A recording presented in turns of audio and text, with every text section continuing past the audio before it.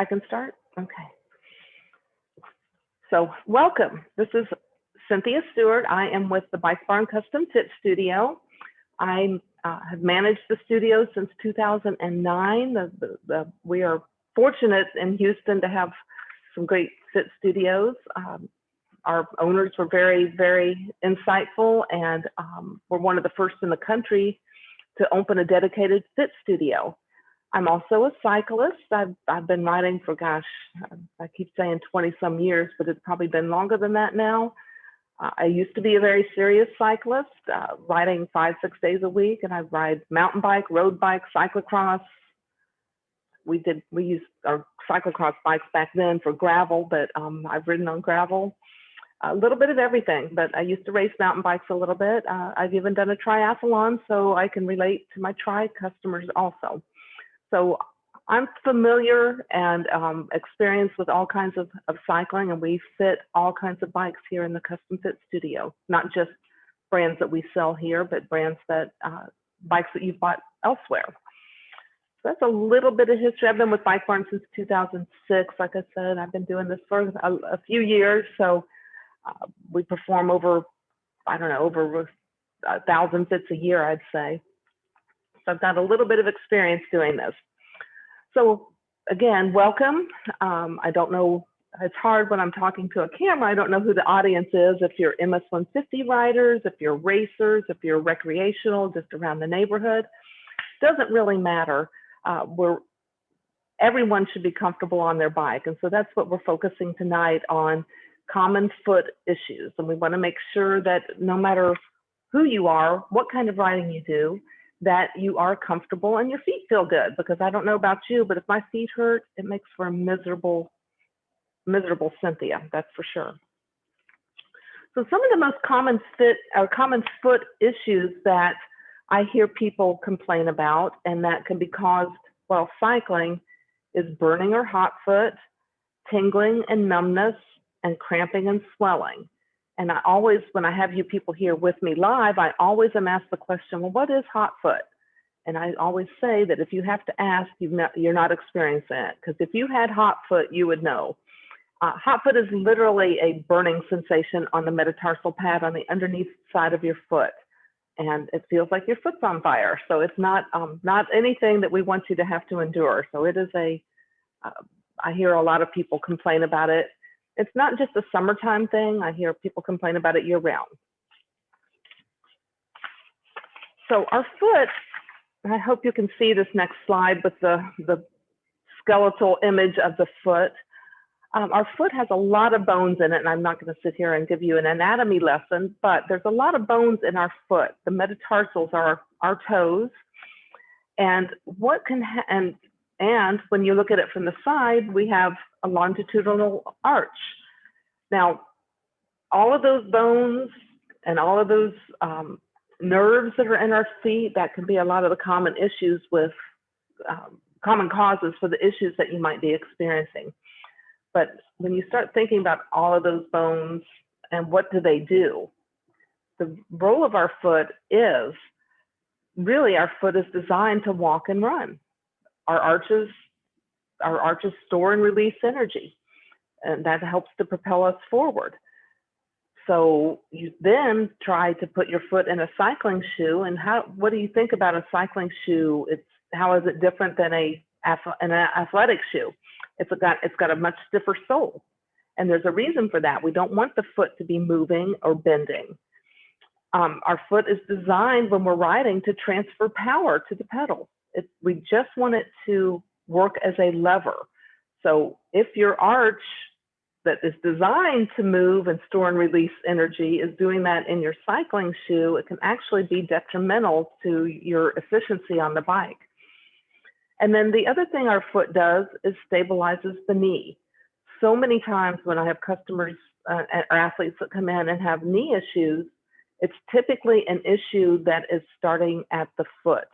So with everything that goes on with the shape of our foot, collapse of the arch, angulation of the forefoot can cause a lot of issues with your knee, which can then rob power, make you not as efficient, and also cause pain or ultimately injuries, which that's not what we want to do. We want to keep you cycling for years. Cycling is a great activity that we should be able to do for many, many years into the future. So when I talk about the arch, there are cycling specific arch supports that we sell in our stores, and there's a reason that they're cycling specific. Two things, or well, several things. They'll help to increase our power because it is stabilizing your foot. It's because your foot's stable and it's not moving, you're not going to fatigue as quickly. So you think about anytime there's wasted energy, wasted motion, it's going to rob you of power. And for those of you who are maybe trying to do the 100 miles this here in a couple of weeks on the MS 150, you want to conserve as much energy as you can. You don't want to be wasting energy. We want to help you be as efficient as possible. You triathletes, you're on the bike. Those of you who just did Galveston, hopefully you're recovering this week, but triathletes too. I mean, you need the bike to be as efficient as it can be so that when you get off to run, you have some energy and power left to finish your run and finish your event. So stabilizing the foot with a cycling specific arch support will help you not to fatigue as quickly. And it increases the comfort. So it optimizes your hip, knee, and foot alignment. And so you might wonder what makes them cycling specific. Why can't I just go get some, I shouldn't name a brand, but over the counter from the drugstore, or what I use in my running shoes? So our cycling shoe, like I said before, is a very stiff sole. Even if, cycling shoes range in price from entry level to 400, and you can spend almost as much as you want on cycling shoes. Differences being some of them might be stiffer than others, but even the entry level shoes are stiff. And again, that's to help with power transfer. So the cycling specific arch support, the arch is a little forward because our foot is in a different position than it would be when we're walking and running. Remember, I said we want to keep our foot stable. We don't want that arch moving. So how do we determine what kind of support you need? The the cycling specific arch support that we carry comes in 3 different levels. For those of you with a low arch or a moderately arch or a very high arch. And in the stores, we have a device called the archometer that you can stand on that will help to determine what the foot shape is and what shape that you would need. In the studio, we actually analyze your foot structure and foot shape, not only the shape of the arch when it's unweighted, but what it looks like when it's weighted.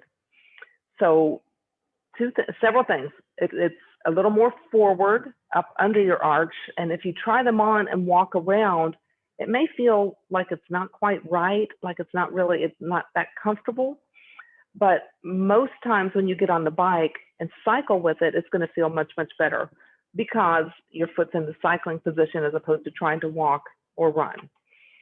So that arch, just again, it helps to keep, the arch support helps to keep the foot from collapsing, which if your foot's collapsing, what's attached to the foot?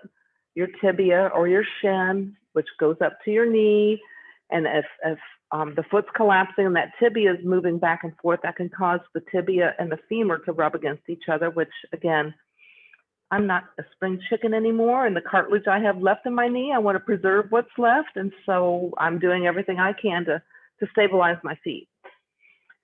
We are excited that we are going to be offering custom footbeds here in the Foot Studio. And most people can use the stock ones that come in 3 different sizes, 3 different levels, and they come in 3 different sizes.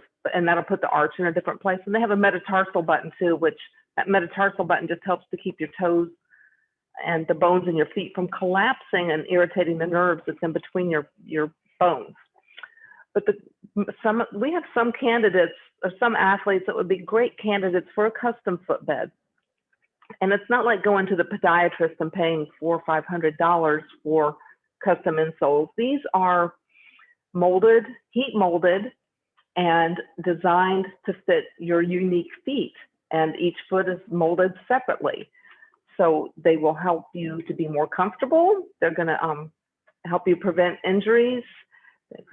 They have been proven to help give you higher power output. Those of you that are getting the rally pedals, you might be able to notice if you put in custom footbeds that you increase your power a little bit. So we're hoping within the next couple of weeks that we will be ready to go with it. If you're interested, just send me an email and we'll let you know when we're ready to do that. But we're hoping in the next few weeks. So they're great. It's a great product that's not going to be more than like $100 to $150 for a custom insole that will fit your unique foot, and it's designed to work with your cycling shoe. So retool footbeds, be looking for those in the near future. So one of the other causes of foot issues is how your cycling shoe fits. So if I have any of you out there watching tonight that are using flat pedals and an athletic shoe and you're having foot problems, I can address that as well. But and it's okay if you're using flat pedals and a cycling or an athletic shoe, but just know that your athletic shoes are designed for walking or running, and they're going to be more flexible. And then when you start bending the foot, it can cause issues. And then if your foot's kind of sliding on the flat pedals, it can give us a little bit of grief trying to keep your foot in the right place. So your shoe should fit with an even pressure on your instep. We don't want, and that's where the insole, the arch support comes in. It should be even. There shouldn't be a lot of voids underneath your arch. The toes should not be pressed against the end of the shoe. That's one of the things I get asked very frequently is, how should my shoes fit? My running shoes, I get them about a size and a half larger. That's not necessary with cycling shoes. All of our stores have the ability to measure your foot with the Brannock device, which is a foot measuring device. And we can help you determine the right cycling shoe size. Now, different brands run differently, and so we can measure you just like with any shoe. Some brands run bigger, smaller, narrower, or wider, but the most important thing is you don't want your toes being pressed against the end of the shoe. And then there's also different shapes. Some shoes have more ample toe box area. Some of us have a more high volume foot, so we're going to need a high volume shoe. Some of you that might have a more slender foot that doesn't take up as much volume, there's other brands that are a little sleeker that might fit you a little bit better. But the big thing is you don't want those toes hitting the end of the shoe, because that's going to cause numbness and tingling, or could even, I've seen people lose toenails just like they do in running, and that's, spring is here and some of us women are wearing our sandals already, so you want your pedicure to look nice. Shoes should be snug in the heel, but it's not like a running shoe that, you know, when people try on a shoe, a cycling shoe, you tend to walk around. Well, that's putting your foot in a different position than when you're cycling. So be careful when you try on shoes. Walking around is still going to give you a little different feel than what it would when you're on the bike. If there's a little slippage in your heel, that's okay. If you're walking and there's a little bit of slippage, because 9 times out of 10, when you get on the bike, get clipped in, your heel's not going to be slipping. There are some brands that have kind of the shark skin in the heel, which helps to keep your foot from slipping too much. And there's some brands that even have adjustability in the heel. For those of you who might have a very narrow heel, there are brands that you can adjust that make it a little tighter on the heel. So it should be snug, but not too tight. And then the forefoot, the front part of your foot, from the ball of your foot to the pinky toe or your fifth metatarsal, should have ample room. It should be stable, but we don't want that area to be compressing against the bones in your feet, because that can give you a lot of grief also. Even if, you know, I see a lot of people that have a bunion, and that is a protrudence on at the first metatarsal or at the ball of the foot that can cause a lot of pressure inside of a shoe. We have a device that we can stretch a shoe, a bunion stretcher, and I've used it on the medial side and the lateral side where the shoe is a little tight on your foot. So if you've got a wide foot, there are wide shoes that are, I started to say available, but right now availability is very limited and with some products in the cycling industry. but there are people that make a wide shoe. There are some brands that run wider than others. So that being comfortable on the forefoot is critical. So another thing that is important and key to your foot comfort is the cleat position. And when I see people's shoes and cleats, sometimes I have to wonder, did they put these on? Hopefully our stores didn't put them on, because they might not be positioned in the right place. And that's something you don't necessarily know where your cleats should go. But a neutral cleat position is where, if I were not performing a full fit on you, I would at least look at your foot inside the shoe, and we want to determine where the first and fifth metatarsal are. So the first metatarsal is like the head of the ball of your foot. Fifth metatarsal is that the point where your baby toe, fifth metatarsal, pinky toe attaches at the foot. So we'll make a little mark and find those 2 points, and you want the cleat to fall in the middle of those 2 points. You want, when you put the cleat on your shoe, we used to have what we called a neutral position that was lined up with the ball of the foot over the spindle of the pedal. That's what we now call traditional neutral, because we have a new neutral. We actually want the ball of your foot to be forward of the pedal axle. So if you look down when your pedals are level and your ball of your foot's lined up with the pedal, sometimes that puts the pressure right underneath that metatarsal pad. So that can cause that hot foot that you may experience. So when we move the foot forward, it's actually moving the cleat back, and it gets it behind that metatarsal pad and takes the pressure off and makes it a little bit more comfortable on your foot. You want to make sure, unless you've been fit and there is a reason for an asymmetrical cleat offset, you want to make sure that the cleats are the same from left to right. So fore and aft should be the same, and the lateral adjustment should be the same.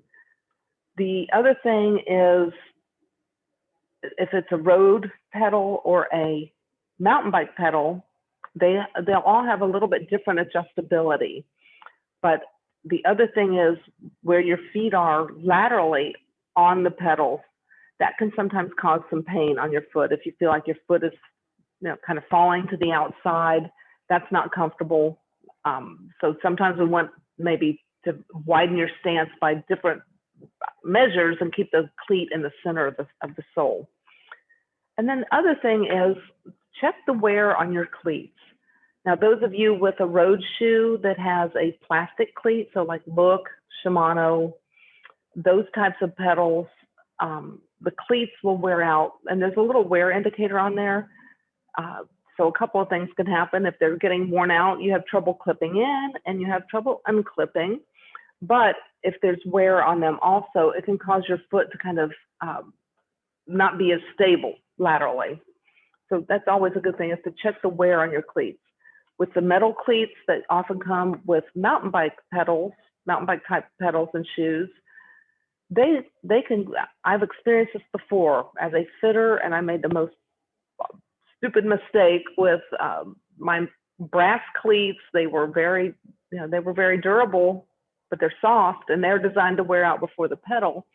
And I had no trouble clipping in and no trouble unclipping. So it's like, oh, they're good. I didn't really even give it any thought until I started developing some knee pain. And it was because my cleat had worn to the point where my foot wasn't solid on the pedal. My foot was moving, and that movement caused my tibia to move, which gave me lateral knee pain. So even though it seems like your cleats are clipping in nicely and unclipping and you're not having issues, check the wear on those every once in a while to make sure that your foot's being stable on the pedals. I oftentimes get questions on cleat position, and I forgot to say at the beginning, if you have questions, we will take some questions at the end. Unfortunately, there's too many people in attendance for us to let everyone talk. So if you do have questions, type them out for us and send them. And then I've got helpers here. I've got Minette and Lisa, my awesome behind the scenes, the helpers will read the questions to me. So if you have questions, please type those out and send them to us. because I know I've gone through this pretty quickly. So the solutions for foot problems. You want a good quality shoe, and I've got examples of some of the shoes that we carry. It doesn't matter. Well, I say it doesn't matter. You don't have to spend the $400, $450. If you'd like to, we'd be happy to help you buy those expensive shoes. And you may wonder, what do I get with a more expensive shoe? So you get a stiffer sole. It's a lighter weight shoe, which again, as you push those pedals around, a little bit lighter weight, anything lighter weight on our bike does make it easier to get to the finish line on our rides. But you don't have to spend that kind of money. Road shoe, mountain bike shoe. The other thing I get a question on oftentimes is, I'm doing the MS 150, I'm on a road bike, but I'm using mountain bike pedals and cleats. If you're not having a lot of foot issues, I would say those types of shoes are easier to walk around at rest stops. And I don't have an issue with people using a mountain bike shoe and pedal on their road bikes. If you're having a lot of hot foot, the reason there is a road shoe and a road pedal as opposed to a mountain bike, it's got a bigger platform. So because we're usually on the road bike in the seat a little bit longer, and it's not up and down, or if you're mountain biking off road like me, you're stepping off every once in a while because you dabbed on something, but it's got a bigger platform. So it dissipates that pressure point a little bit better, unless you're having that hot foot or having issues. So you're good to go with your mountain bike shoes on your road bike. Those of you with an athletic shoe, again, I can help most anybody get into a cleat and pedal and shoe and feel confident and comfortable clipping in. I know that's a big thing with some people, is they're scared to clip in because they don't want to fall. Well, we don't want you to fall. We want you to keep riding your bike and not be all banged up. So there's ways to make it easy for you to get in and out, give you confidence that you can do it. And most often, if you've been in flat pedals and athletic shoes, most often you'll forget to anticipate a stop, and you might have a little oops and fall over in that instance, but we can help you get into the right shoe and pedal. It helps me as a fitter to keep your foot in the right place if you're clipped in. And keeping your foot in the right place can help with foot pain. It can help with knee pain, which can also radiate up into hips and upper body. So there's a reason to be into a cycling shoe. Arch support with the metatarsal button. Again, filling that void for those of us with an arch. And I have people that come in and tell me, I have a flat foot, I don't have an arch. Well, when you stand up, your arch might collapse, but I always look at your foot unweighted, so I see most of us will have a bit of an arch when we're unweighted, and then when we stand on it, it might collapse and appear to be flat, but not many people actually have a true flat foot. And then proper cleat placement, getting them in the right position for you and your unique foot and pedaling style. So again, if you've got questions, don't hesitate to start to share those with us. So here at the Custom Fit Studio, our fits start, well, first of all, they are by appointment. And right now, if you have, like if you need a specific appointment or want an appointment on a weekend, where you're going to be a few weeks out, but our fits are by appointment. We start off with an interview because I want to hear what kind of cycling you're doing. What are your goals? Are you doing the MS 150, or are you just riding around the neighborhood 10 miles a night, which is fine. I want you all to be comfortable and efficient. I want to know about whatever discomfort you have on the bike, as well as injuries that you may have had in the past. And then the next step is one of the most important parts of the fit is actually performing the physical assessment. So I'm looking at your foot structure. I look at the angulation of the forefoot. I look at the shape of your arch, weighted and unweighted. I'm looking at flexibility, range of motion, leg length. That can cause issues too if you have a discrepancy there. And then we're going to perform a dynamic 3D fit. We use motion capture So it gives us a lot of information about how your knees travel, all the angles and your position on the bike. And we'll start making adjustments and make sure that we get you in the most efficient position, making the bike fit you. That is critical. If you bought a new bike, you shouldn't have to wait for or think that so many people buy new bikes and they think, okay, I'm going to get used to it. I'm going to get used to it. You shouldn't have to go several months with your feet hurting or your saddle hurting or shoulders hurting. So there's things that we can do to make that bike fit you. And then we'll give you a full report that has all of your numbers, all of your pictures, the bike fit. And we always offer you a free follow-up. So that's in a nutshell what we do here. I didn't mention at the beginning also that those of you that have attended tonight, if you are interested in a fit, I've got a nice little bonus for you attending of a $50 coupon. So if you would like to book a fit or have more questions or interest in the studio, you can go to bikebarn.com and there is a link at the top under services for Custom Fit Studio and a place where you can sign up.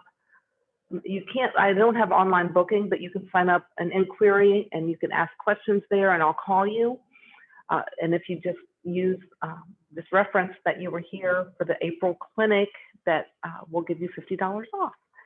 So that usually poses the question as to how much does a fit cost? So my road bike, mountain bike, and hybrids, those fits are $349.99. And like I said, that includes a full report that'll be a professional report that'll be emailed to you, as well as a follow-up visit. I like to see how you settle into things in like about 3 to 4 weeks. So our bodies sometimes take a little time to adjust, to change. And I'd like to see how you settled into it. Aero fits with tri-bike or time trial bikes because there's a lot more moving pieces and it takes me a little longer getting the aero bars and aero pads in addition to everything else in adjustment. Those are $399.99 and includes a report and a follow-up as well. So thank you all. I know I went over things a lot very quickly, and there's a lot of information about our foot and what can be causing problems, but hopefully we gave you some ideas on how you can cycle without foot pain. So if we have any questions, I'm sorry. Oh yeah, if you do have a question, please type it into the chat, and that way we'll try and answer some questions now. So I think Lisa has.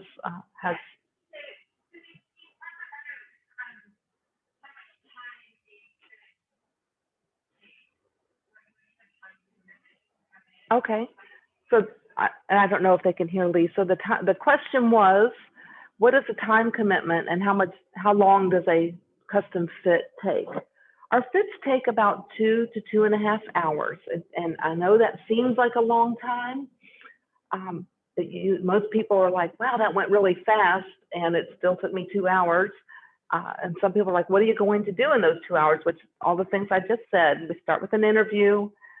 Some of you are more talkative than others or have more injuries to tell me about than others.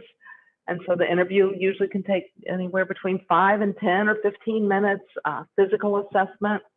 And then just depending on how much we have to change on your bike.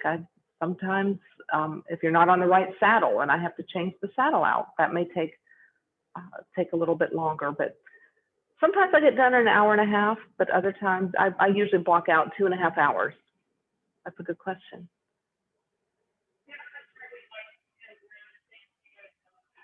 Good question. So the question was, where is the Custom Fit Studio located? So Bike Barn has 9 locations, but we only have one Custom Fit Studio, and we're located at the university location, which is at Wesleyan and Bissonnet. So it's 5339 Wesleyan in Houston. We're inside the loop off of about a mile off of 59. So it's not too hard to get to. Great question. Thank you.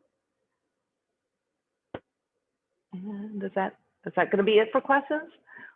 Thank you so much for joining us tonight. Again, we do these once a month, so look for us next month on a different topic. If you look back and have some questions that you'd like to ask, don't hesitate to send us an email, studio@bikebarn.com, or give me a call, and I left the information up there. So please don't hesitate to contact me. Thank you all so much. We're glad that you joined us, and I hope you can cycle pain-free. Thanks so much.